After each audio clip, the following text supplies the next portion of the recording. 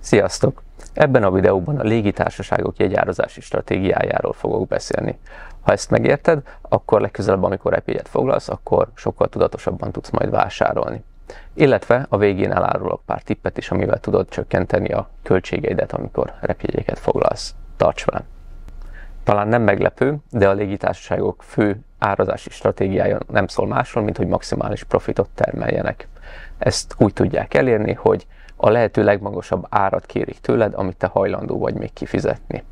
Ez magyarázza azt is, hogy két azonos típusú ülőhelyért, hogy lehet, hogy az egyik ember ennyit fizet, a másik pedig a többszörösét. De a nagy kérdés az, hogy hogyan találják ki, hogy te mennyit vagy hajlandó maximum fizetni. Nem is túl rég a légitársaságoknak az árazása hasonlóan működött, mint mondjuk a buszjáratoké. Azaz egy fix árat kértek el mindenkitől. Ez az árazási stratégia ez nem hatékony, mert vagy túl alacsony árat kérsz, és akkor hamar betelik a repülőgép, vagy pedig túl magas árat kérsz, akkor pedig üres marad. Szóval valahogyan mindenképpen szegmentálni kell az utasokat. A következő lépcsőfok az volt, hogy bevezettek 3 osztályt. A prémiumot, a business-t és az economit. Ezek más-más árazással és szolgáltatásokkal kerültek értékesítésre. Azonban, hogyha most szeretnénk repülőjegyet foglalni, akkor könnyen össze tudunk számolni 10, 20, 30 vagy akár több jegyet is ugyanarra a járatra. Ezt az úgynevezett dinamikus árazásnak, angolul dynamic pricingnak köszönhetjük. A dinamikus árazás végrehajtását és ellenőrzését egy magasan automatizált rendszer végzi. Ez nem egy mesterséges intelligencia, ugyanis a szabályrendszereket ugyanúgy emberek állítják be, bár a szabályrendszerek igen bonyolultak lehetnek. Ennek a rendszernek hála a légitársaságok nagyon gyorsan tudnak reagálni a piaci változásokra. A dinamikus árazás előnye az, hogy szinte mindig találsz elérhető repjegyet. Nagyon ritka az az eset, amikor egy járat betelne. Persze a hátrány az, hogy ezek a megmaradt jegyek, ezek általában horribilis áron kerülnek értékesítésre. Az árazás egy igazán bonyolult és fontos problémakör a légitársaságok számára. Éppen ezért egy egész részlegük van arra, hogy azzal foglalkozzanak, hogy milyen árat számítsanak fel neked. Ezt a részleget revenue managementnek hívják. Az osztályon dolgozó revenue menedzserek magas matematikai tudással rendelkeznek és bonyolult árképzési modelleket alkotnak. Továbbá folyamatosan monitoroznak olyan indikátorokat, mint a foglalási görbék, hogy eldöntsék, hogy szükség van-e az árak leszállítására ahhoz, hogy megnövekedjen a kereslet. Az árazási modelleknek nagyon sok bemeneti paramétere van, amely folyamatosan változik is. A légitársaságok ezeket üzleti titokként őrzik. Ugyanakkor van pár bemeneti paraméter, ami jól ismert és elég magas súlyozással szerepel. Ezeket meg tudom veletek osztani.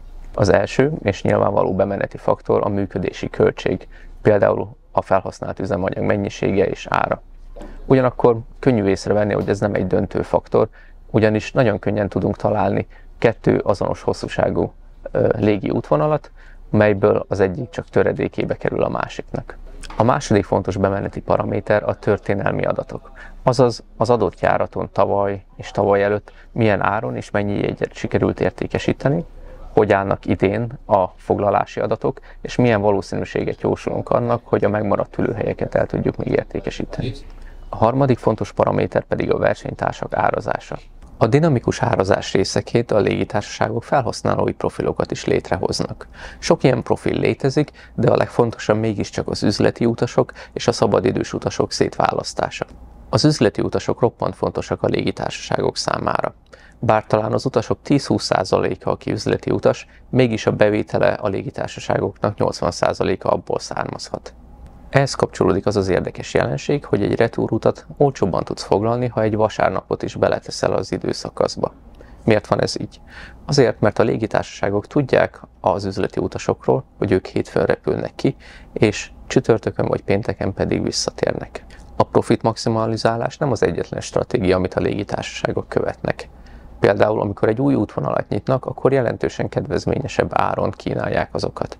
Egyrészt azért, hogy piacot nyerjenek el a versenytársaiktól, másrészt azért, hogy megismertessék a márkájukat a releváns utasokkal. A légitársaságok az elmúlt években rákényszerültek arra, hogy a helyi minél alacsonyabb áron értékesítsék, akár veszteséggel is.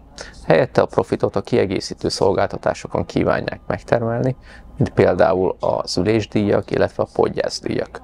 Továbbá olyan külső partnerek segítségével, mint a hitelkártya cégek, hotelfoglaló cégek, stb. Most pedig szeretnék pár gondolatot és tippet megosztani veled a repülőjegy vásárlásokkal kapcsolatban. Az egyik ilyen gondolat, hogy az idő pénz. Ez alatt két dolgot kell érteni.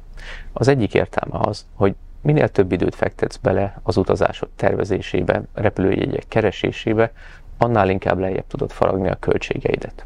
Ugyanakkor az fontos kiemelni, hogy egy bizonyos pont után a visszatérülése ennek a befektetett időnek jelentősen csökken.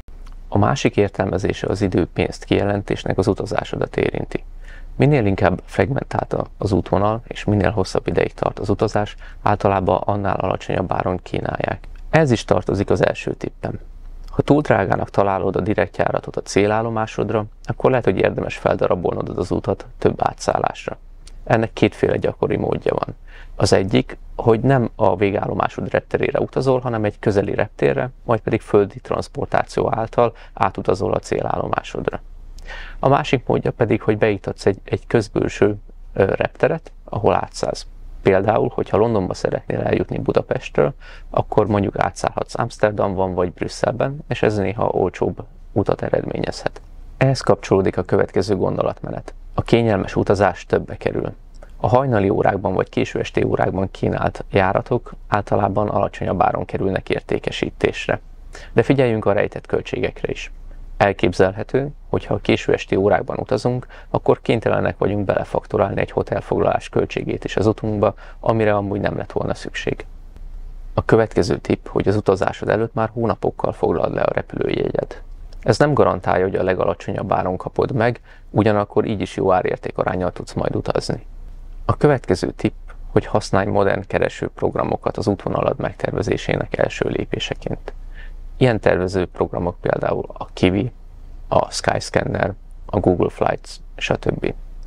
Ezek a programok képesek rugalmasan keresni több légitársaság ajánlatai között.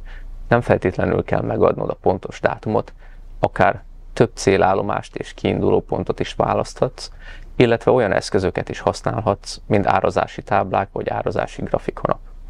Erről majd szeretnék készíteni egy külön videót is, úgyhogy javaslom, hogy iratkozz fel a csatornára. Bár ezek a programok roppant hasznosak, mégsem tökéletesek.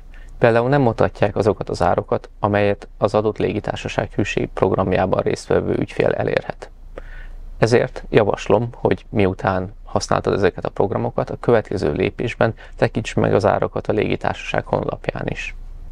Remélem érdekesnek és hasznosnak találtad ezt a videót. Ha van neked is meglátásod a légitársaságok árképzésével kapcsolatban, vagy van tipped a repülőjegy foglalásokkal kapcsolatban, akkor várom őket a komment szekcióban.